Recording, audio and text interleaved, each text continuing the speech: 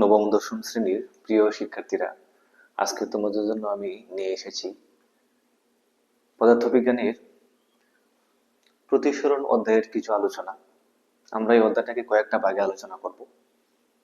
এই প্রতিসরণ বিষয়ে ইউটিউব, ফেসবুকে অনেক ভিডিও রয়েছে, কিন্তু আমি মনে করি বা তোমরাও বিবেচনা করবে, দেখে পরে বলতে পারবে আমাদের ভিডিওটা আসলে একটু ভিন্ন রকম হতে চলেছে। কারণ একদম সহজভাবে, যাতে তোমরা একবার রিডিং পড়ে পরীক্ষার খাতায় লিখতে পারো সুন্দর করে, বেশি নাম্বার পাবে। আমাদের এই ভিডিওগুলো হবে সংক্ষেপে কিন্তু সব এবং দ্রুত মনে রাখার টেকনিক সহ। আমরা যদি সংক্ষেপে প্রতিসরণ শিখি, জিনিসটা কি আসলে, সংজ্ঞা অনেক সময় আসে পরীক্ষায় যে প্রতিসরণ কাকে বলে, 1 নাম্বার দিয়ে আসে। তো অনেক সময় আমরা কিন্তু বইয়েরটা মুখস্থ করি, আমরা ওইভাবে যাবো না। আলো যখন এক মাধ্যম থেকে অন্য মাধ্যমে প্রবেশ করে, তখন আলোর বেগের বা দিকের পরিবর্তন ঘটে, সেটাই হলো প্রতিসরণ। তোমরা কিন্তু সিম্পলি এটা মনে রাখতে পারো, এক মাধ্যম থেকে অন্য মাধ্যমে আলো যাওয়ার সময় তার বেগের বা দিকের পরিবর্তন ঘটলেই প্রতিসরণ হয়ে গেল, এটাই ব্যাপার। এখন প্রশ্ন আসতে পারে, প্রতিসরণ কেন হয়, কি কারণে প্রতিসরণ হয়? এটা কি আপনা আপনি হয়? না, অবশ্যই কোনো না কোনো কারণ থাকে। কি কি কারণে হয়? আমরা কিন্তু এটা জানি যে এক একটা মাধ্যমের কিন্তু আলোর বেগ এক এক রকম। যেমন শূন্য মাধ্যমে আলোর বেগ 3 লক্ষ কিলোমিটার, কিন্তু পানির মাধ্যমে আলোর বেগ কিন্তু তার চেয়ে কম।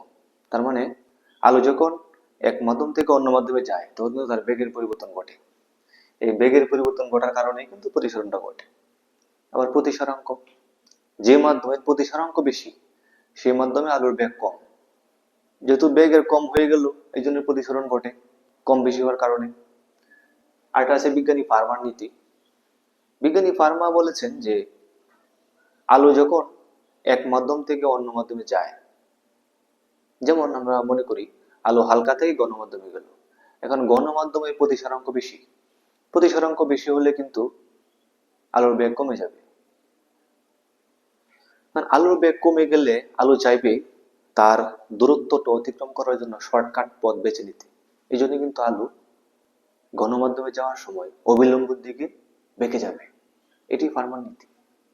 অর্থাৎ আলো যখন হালকা মাধ্যম থেকে গণমাধ্যমে যায়, তখন অবিলম্বের দিকে সরে যায়। আবার আলোর তির্যক আপতন, তির্যকভাবে আপতিত হওয়ার কারণেই কিন্তু প্রতিসরণ হয়। লম্বভাবে আপতিত হলে কিন্তু প্রতিসরণ ঘটবে না। তরঙ্গ দৈর্ঘ্যের পরিবর্তন, তরঙ্গ দৈর্ঘ্য বেশি হলে বেগ কমে যায়, আবার তরঙ্গ দৈর্ঘ্য কম হলে বেগ বেড়ে যায়, যে কারণে প্রতিসরণ ঘটে। তাহলে আমরা সংক্ষেপে কিন্তু কয়েকটা পয়েন্ট মনে রাখলেই হবে, যে বেগের ভিন্নতার কারণে, প্রতিসরাঙ্কের কারণে, ফার্মান নীতি অনুযায়ী, আলোর তির্যক আপতনের কারণে এবং তরঙ্গ দৈর্ঘ্যের পরিবর্তনের কারণে প্রতিসরণ ঘটে। বাস, সহজে কিন্তু হয়ে গেল। প্রতিসরণের সূত্র, আমরা কিন্তু সূত্রটা কিন্তু বইয়ে আছে, আমরা সবাই জানি, তারপরে আলোচনার কারণ যাতে সহজভাবে তোমরা শিখতে পারো, এটাই। যেমন আপতিত রশ্মি, প্রতিসরিত রশ্মি অবিলম্ব একই সমতলে থাকে।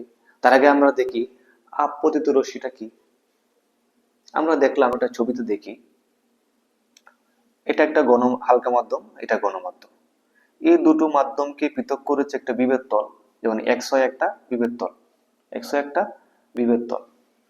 আবার আলোক রশ্মি ধরলাম এই বিন্দুতে আপতিত হলো, এই বিন্দুতে পড়লো, যে বিন্দুতে আলোক রশ্মি পড়বে এইখান থেকে একটা নর্মাল আঁকা হয়, নর্মাল মানে অবিলম্ব, এখান দিয়ে একটা অবিলম্ব আঁকা হয়। এটাই হলো যে এন ও এন ড্যাশ অবিলম্ব আঁকা হয়।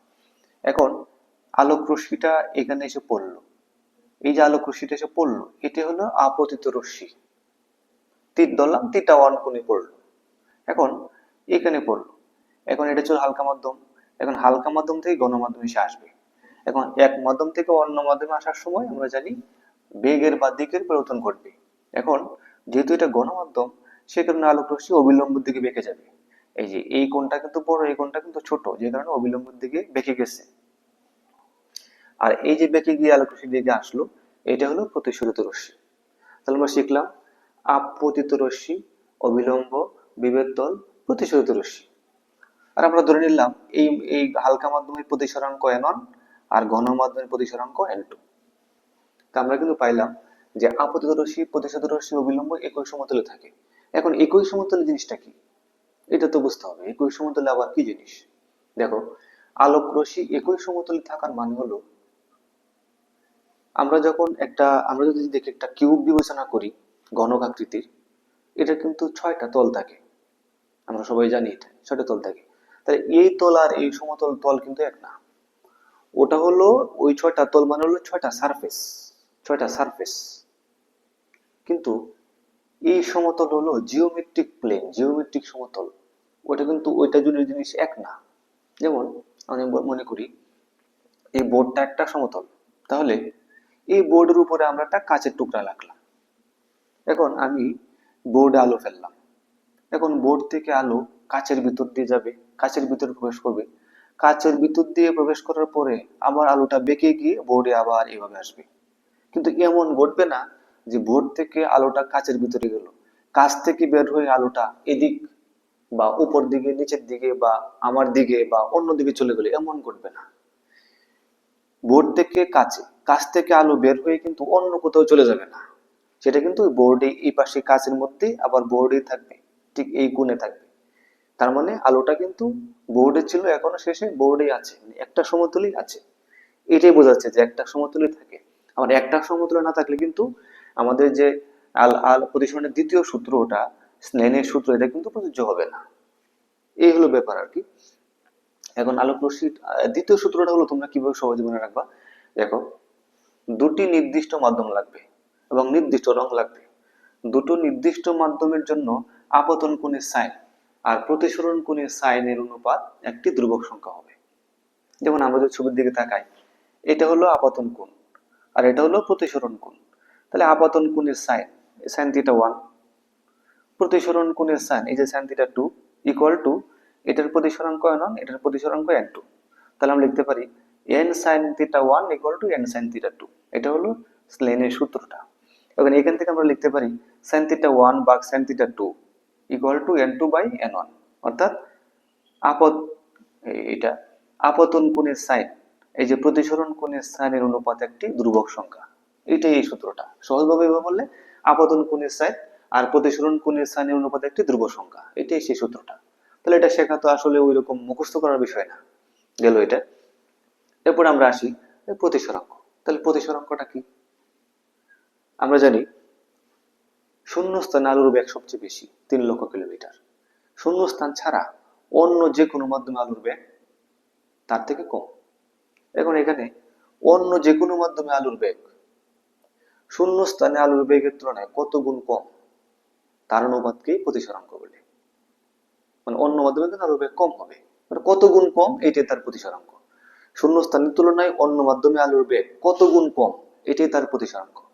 যেমন পানির প্রতিসরাঙ্ক 1.3, এটার মানে হলো শূন্য স্থানের তুলনায় শূন্য স্থানের তুলনায় পানিতে আলোর বেগ 1.3 গুণ কম। আশা করি ব্যাপারটা ক্লিয়ার হয়েছে। তো আমরা ভিডিও লং করব না, শর্ট ভিডিও দিতে চাই। আমরা আজকে এই প্রতিসরণ অধ্যায়টা এই পর্যন্ত আলোচনা হলো। পরবর্তীতে আরো ভিডিও আসবে। এই অধ্যায়কে আমরা 3-4টা ভাগে ভাগ করব। প্রত্যেকটা ভাগের ভিডিও তোমরা দেখো, আর কোনো সমস্যা থাকবে না আশা করি। তাই আমাদের চ্যানেল মেকানিক্স একাডেমিতে লাইক বা ফলো দিয়ে পাশে থাকো পরবর্তী আরো ভালো ভিডিও পেতে। ধন্যবাদ সবাইকে।